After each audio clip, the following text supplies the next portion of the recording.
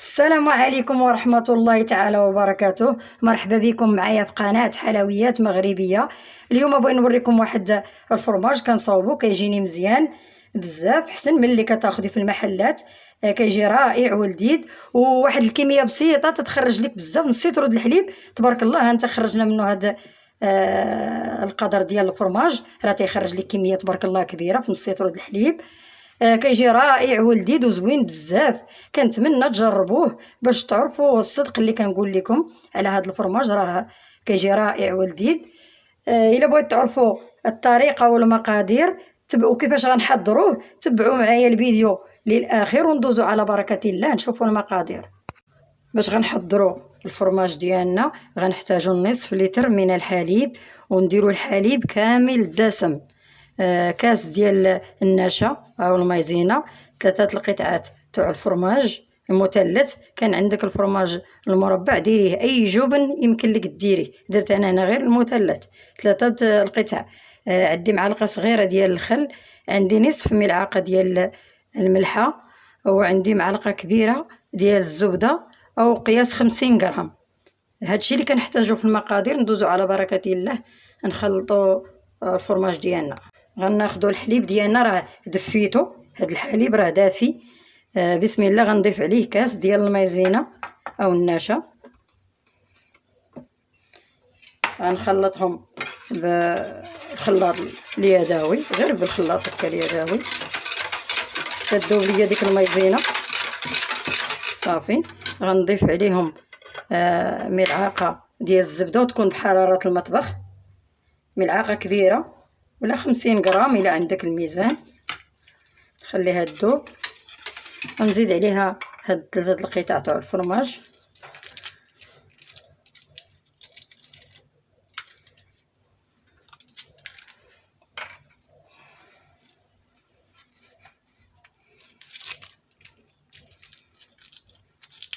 ما حليتهمش من قبل.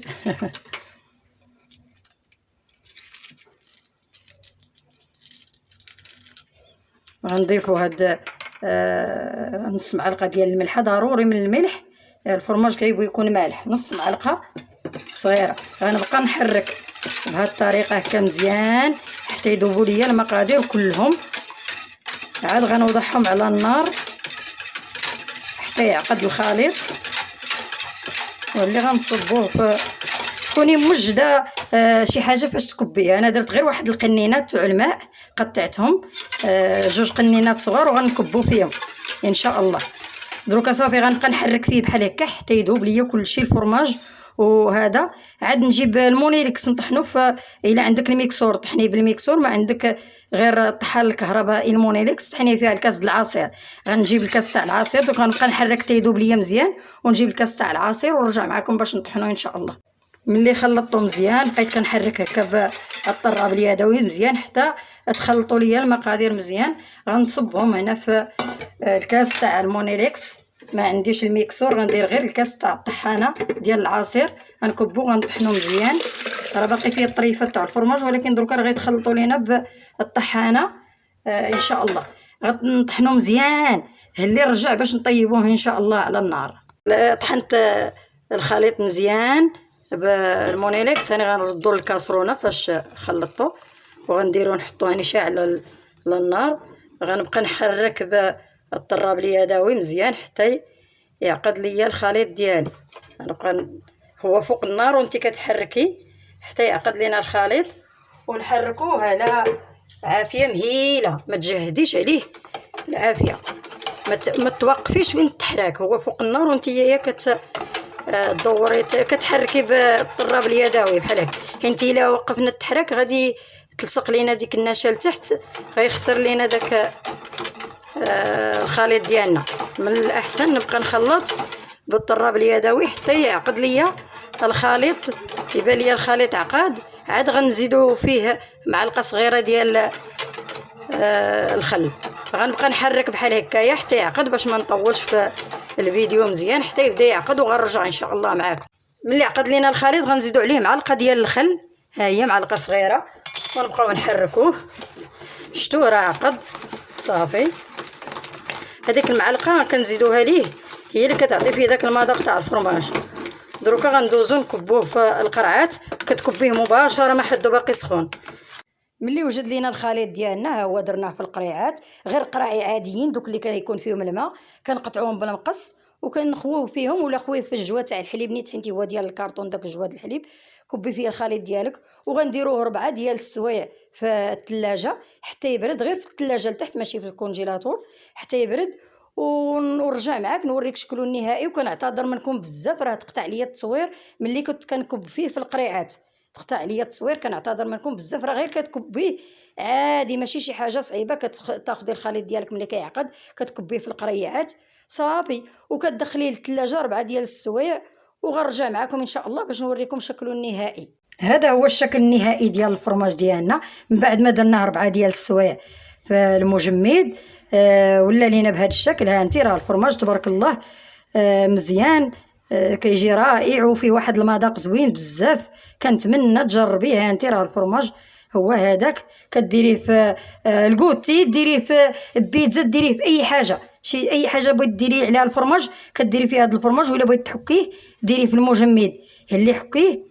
وبغيتي ديري غير هكا تقطعيه، قطعيه هكا طريفات وديريه فوق من البيتزا، ديريه في اي حاجه. راه الا درتيه في المجمد كيجمد يجيك ساهل في الحكان. هاني قطعت منه قلت لك هاد الطريف.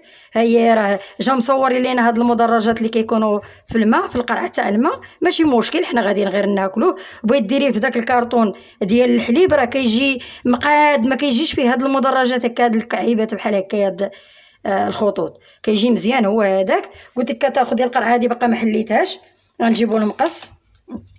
كناخدو غير القرعه ديالنا، راه طريقه ساهله وبسيطه. تاخدي غير المقص وكديري ليه هك، ها يتحل بواحد السهوله، ماشي شي حاجه صعيبه. سكين ولا مقص ولا اللي درتي، هو غادي غير نقطعوا ليه واحد الجي وراه غادي تشوفي يتخوى لينا الفرماج ديالنا بحال هكا. كتمشي بهذه الطريقه، غير ساعفي معاه بشويه حتى تحليه، يكون غير المقص ماضي هكايا. نضرب ليه واحد شوي من هاد الجهه الاخرى عاوتاني